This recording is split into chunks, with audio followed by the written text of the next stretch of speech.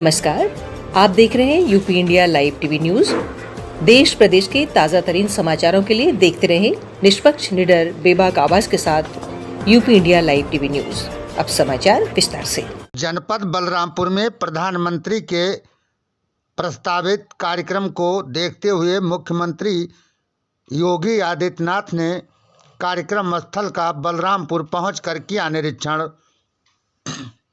उन्होंने अधिकारियों को निर्देश दिया कि जनसभा में आने वाले लोगों को सभी सुविधाएं मुहैया कराई जाए, सुरक्षा एवं साफ सफाई व्यवस्था प्रगाढ़ बनाई जाए, पेयजल एवं मोबाइल टॉयलेट उपलब्ध कराने की पूरी व्यवस्था की जाए, जाम की स्थिति कहीं न लगने पाए और पर्याप्त पार्किंग स्थल बनाए जाएं।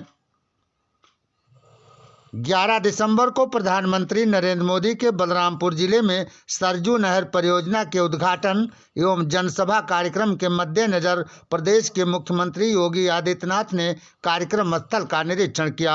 इस मौके पर उपस्थित सभी अधिकारियों को उन्होंने समय से सभी तैयारी पूर्ण करने के निर्देश दिए। कार्यक्रम स्थल पर ही उन्होंने अधिकारियों एवं जनप्रतिनिधियों के साथ बैठक की तथा पूरी व्यवस्था की समीक्षा किया। उन्होंने निर्देश दिया कि ग्रामीण क्षेत्र में तथा कार्यक्रम स्थल और उसके आसपास स्वच्छता का विशेष अभियान चलाकर व्यापक साफ सफाई सुनिश्चित की जाए। बैठक में प्रदेश के जल शक्ति मंत्री डॉक्टर महेंद्र सिंह, समाज कल्याण मंत्री रमापत शास्त्री, होमगार्ड सैनिक कल्याण नागरिक सुरक्षा विभाग राज्य मंत्री पलटू राम, जल शक्ति विभाग के राज्य मंत्री बलदेव सिंह औलख एवं मंडल के जनपदों के विधायकगण एवं जिला अध्यक्षगण सहित अन्य जनप्रतिनिधि मौजूद रहे। बैठक में अपर मुख्य सिंचाई एवं जल संसाधन विभाग T Venkatesh, ADG Gorakhpur zone Nikhil Kumar, मंडलायुक्त एसबी रंगाराव, डीआईजी उपेंद्र कुमार अग्रवाल, जिलाधिकारी बलरामपुर श्रीमती श्रुति श्रावस्ती की जिलाधिकारी नेहा प्रकाश, गोंडा के डीएम मार्कंडे शाही, पुलिस अधीक्षक बलरामपुर हेमंत कुटियाल एवं व्यवस्था में लगे सभी विभागों के अधिकारी कर्मचारीगण मौजूद रहे। Bureau report, UP India live TV news, Balrampur. प्रधानमंत्री नरेंद्र मोदी के प्रस्तावित कार्यक्रम की तैयारियों को देखते हुए प्रदेश के मुख्यमंत्री योगी आदित्यनाथ ने श्रावस्ती जनपद के विकासखंड जमुनाहा के अंतर्गत राप्ती बैराज पर स्थित सरयू नहर परियोजना के अंतर्गत मुख्य नहर बैराज का स्थलीय निरीक्षण कर जायजा लिया। श्रावस्ती मुख्य नहर बैराज के निरीक्षण के उपरांत मुख्यमंत्री ने अपने संबोधन में कहा कि सन 1972 में इस परियोजना का औपचारिक रूप से कार्य प्रारंभ किया गया था, जिसमें पहले चरण में देवीपाटन मंडल में इसे बनाया जाना था। सन 1982 में इस कार्य को अन्य जनपदों में विस्तार देने के लिए सहमत बनाई गई थी तथा 2017 तक इस परियोजना में मात्र 52% तक कार्य पूर्ण हो पाया था। मुख्यमंत्री ने कहा कि 2015 में प्रधानमंत्री ने देश में प्रधानमंत्री कृषि सिंचाई योजना लागू की और देश में ऐसे प्रोजेक्ट जो देश के हित में हैं उन्हें प्राथमिकता के आधार पर समयबद्ध ढंग से पूरा कराने के लिए योजना बनाई, तो उसमें सरजू नहर परियोजना को भी लाया गया। उन्होंने कहा कि पिछले 4.5 वर्षों में समयबद्ध ढंग से इस कार्य को पूरा करते हुए शेष 48% कार्य को पूरा किया गया है। मुख्यमंत्री ने कहा कि सरजू नहर परियोजना उत्तर प्रदेश की ही नहीं बल्कि पूरे भारत देश की सबसे बड़ी परियोजनाओं में से एक है। भारत कृषि प्रधान देश है। किसान भाइयों के लिए अनाज का बेहतर उत्पादन सुनिश्चित करने के लिए सिंचाई की महती आवश्यकता है। उन्होंने बताया कि सरजू नहर परियोजना देवीपाटन मंडल के किसानों के लिए वरदान साबित होगी।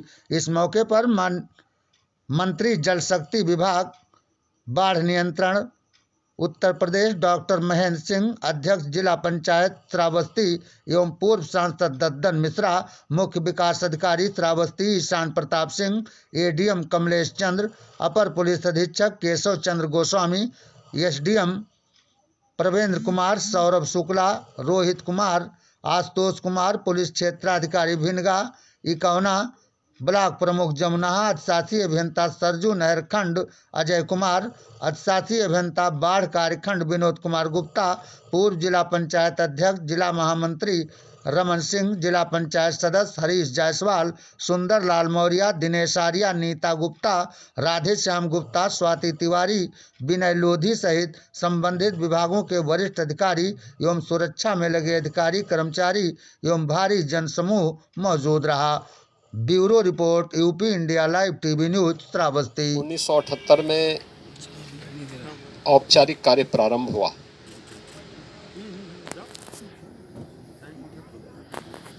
पहले चरण में देवीपाटन कमिश्नरी में इसे बनना था। 1982 में इस कार्य को अन्य जनपदों के लिए एक विस्तार देने की कार्य योजना के लिए सहमति बनी।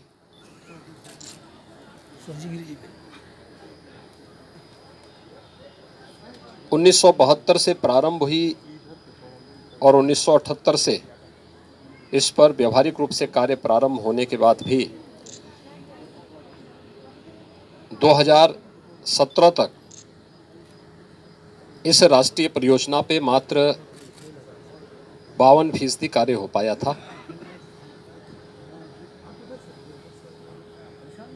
2015 में प्रधानमंत्री मोदी जी ने प्रधानमंत्री कृषि सिंचाई योजना लागू की और देश के ऐसे प्रोजेक्ट जो राष्ट्रीय महत्व के हैं, प्राथमिकता के आधार पर उन्हें समयबद्ध ढंग से पूरा करने के लिए जब एक कार्य योजना बनाई तो उसमें सरयू नहर राष्ट्रीय परियोजना को ही बनाई थी।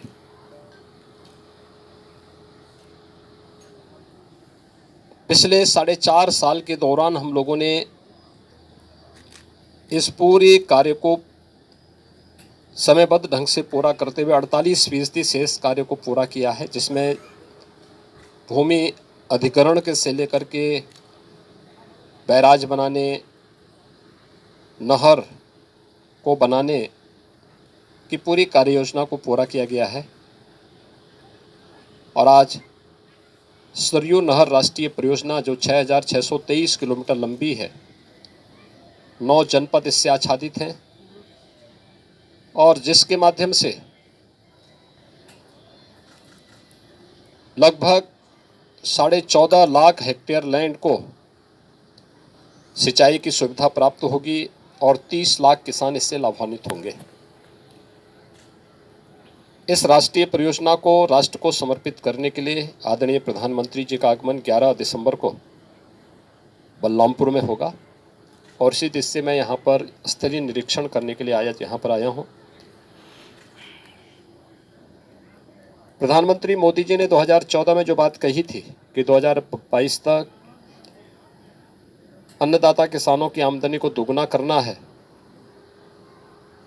किसानों की आमदनी को दोगुना करने के इस अभियान के क्रम में यह राष्ट्रीय परियोजना बहुत महत्वपूर्ण है और पूर्वी उत्तर प्रदेश के किसानों के लिए प्रधानमंत्री मोदी जी की यह एक बड़ी सौगात भी है।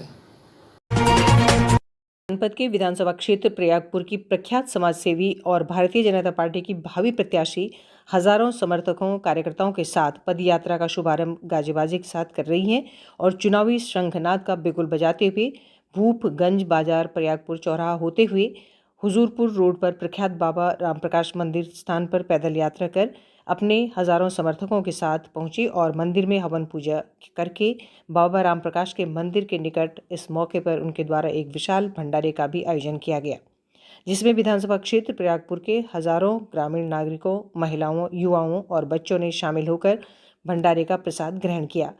इस मौके पर आयोजित एक जनसभा में प्रख्यात भाजपा नेत्री समाजसेवी माधुरी सिंह ने कहा कि आगामी 2022 में भारतीय जनता पार्टी की उत्तर प्रदेश सरकार बनाए जाने की जरूरत है। प्रदेश में प्रधानमंत्री मोदी और मुख्यमंत्री योगी आदित्यनाथ के द्वारा विभिन्न विकास कार्यक्रमों और जन कल्याणकारी योजनाओं का क्रियान्वयन युद्ध स्तर पर किया गया है। कोविड-19 लॉकडाउन के दौरान से लेकर अब तक निःशुल्क खाद्यान्न योजना के तहत पात्र गृहस्थी को निःशुल्क गेहूं, चावल का वितरण केंद्र और प्रदेश सरकार के द्वारा किया जा रहा है, जो काफी सराहनीय कार्य है। उन्होंने क्षेत्रीय जनता से अपील करते हुए कहा कि उत्तर प्रदेश में मुख्यमंत्री योगी आदित्यनाथ को दोबारा मुख्यमंत्री बनाए जाने के लिए भाजपा 2022 के मिशन को बेहतर ढंग से कामयाब बनाने की जरूरत है। गौरतलब है कि पदयात्रा के दौरान भाजपा के हजारों समर्थकों और कार्यकर्ताओं ने मोदी योगी जिंदाबाद, भारतीय जनता पार्टी जिंदाबाद और जांबाज भाजपा महिला नेत्री माधुरी सिंह और प्रसिद्ध बाबा रामप्रकाश के जयकारों से संपूर्ण विधानसभा क्षेत्र प्रयागपुर गुंजायमान हो उठा। संपादकीय विभाग से प्रधान संपादक सीवी मणि त्रिपाठी की खास रिपोर्ट।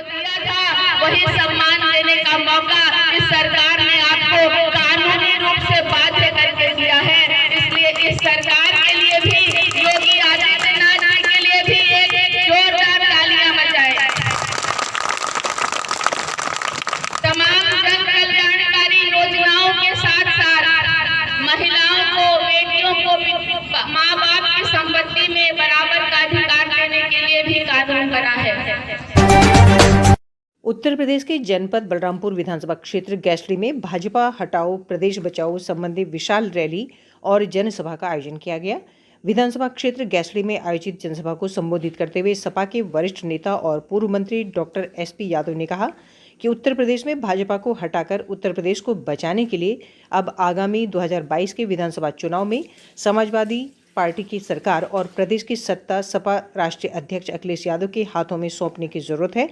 उन्होंने भाजपा पर जमकर निशाना साधा और सपा की नीतियों, उपलब्धियों के बारे में विधानसभा क्षेत्र की जनता को विस्तृत रूप से जानकारी देकर उन्हें जागरूक किया।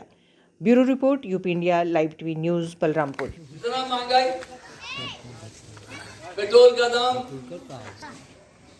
सरिया, सीमेंट, खाद, डीएपी, एनपीके, सारा दाम इन्होंने बढ़ा दिया। मोबाइल जो चार्ज होते वो रिचार्ज का ही दाम बढ़ गया, दूना से ज्यादा हो गया, सारा इन्होंने बढ़ा दिया। और जो है गन्ने का रुपया 1 रुपया रेट नहीं बढ़ा। और धान का जो है बड़ा बड़ा बोर्ड लगा रहता है कि एमएसपी 2024 है कितना। बताओ कोई एमएसपी कोई धान करेगा तो तौला क्या होगा धान मंडी में। सारा ये भाजपाइयों ने फर्जी सब लगाकर अपने नाम से चढ़ा लिया और किसानों का धान जो है 800, 900, 1000 रुपया में बेचने के लिए किसान मजबूर हो गया। लूट लिया किसानों को इन भाजपाइयों ने। और ऊपर से योगी जी जब से आए तो छोटा जानवर छोड़ दिए। पूरा प्रदेश में या तो छुट्टा जानवर धारक है या तो भाजपा दलाल धारक हो। बलाक से लेकर पटना तक पूरे प्रदेश में सभी थानों में तमाम भाजपाई दलाल हुए, तटून कुल्ला हुए, नलब करते। पूरा एकदम दलालों का अड्डा बन गया है, लूट हो रही है। अरे बलाक पे तो विधायक जी ने एक जो है कलेक्शन अमीन बैठा दिए, वो परमानेंट बैठा रहा सुबेरे से और वसूली करता है। पूरा लूट लिया, सड़क का पैसा लूट लिया, सारा आंगनबाड़ी कार्यकर्तियों का जो वो आता है सतुआ किसान मोहन लूट लिया, कंबल लूट लिया। विधानसभा क्षेत्र 293 उतरौला के प्रख्यात समाजसेवी और संभावित प्रत्याशी विधानसभा चुनाव 2022 राधेश्याम वर्मा ने जनपद बलरामपुर के हरिहरगंज हसुआडोल में आ रहे प्रधानमंत्री मोदी जी के कार्यक्रम स्थल पर पहुंचकर व्यवस्थाओं के बारे में सम्यक जानकारी प्राप्त की और मंच पर मौजूद जल शक्ति मंत्री डॉक्टर महेंद्र सिंह से भी विशेष रूप से मुलाकात की।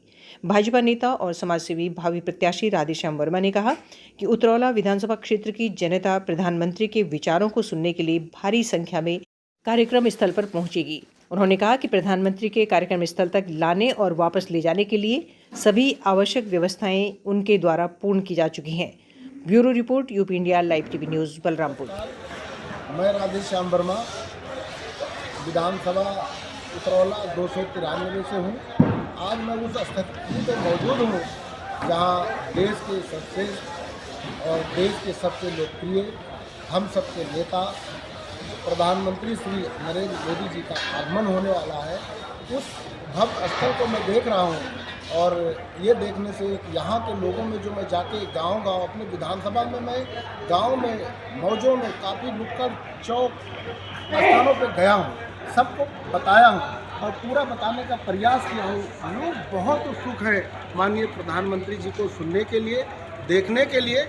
और वो लोग आज तक सोचते हैं कि हम लोग तो रेडियो पर सुनते थे, हम लोग ने टीवी में देखा है, आज हमें एक अवसर मिल रहा है, हम लोग प्रत्यक्ष रूप से देखेंगे। तो उनको लेके यहाँ पे हमारे यहाँ की जनता बहुत उत्सुक है। खासकर मैं उतरौला विधानसभा की बात करूँ तो मुझे उम्मीद है कि हर घर से कोई ना कोई व्यक्ति होगा, एक घर से 2-2, 3-3 लोग भी आने के लिए तैयार हैं। हमारी पार्टी के लोग, काफ़ी कार्यकर्ता, सभी लोग पीछे लगे हैं, सारी व्यवस्थाएं हैं। हमारी तरफ से भी काफ़ी बस और गाड़ियों का भी व्यवस्था किया गया है और निरंतर हम लोग उसके पीछे काम कर रहे हैं। देश प्रदेश के ताज़ा तरीन समाचारों के लिए देखते रहिए UP India live TV news.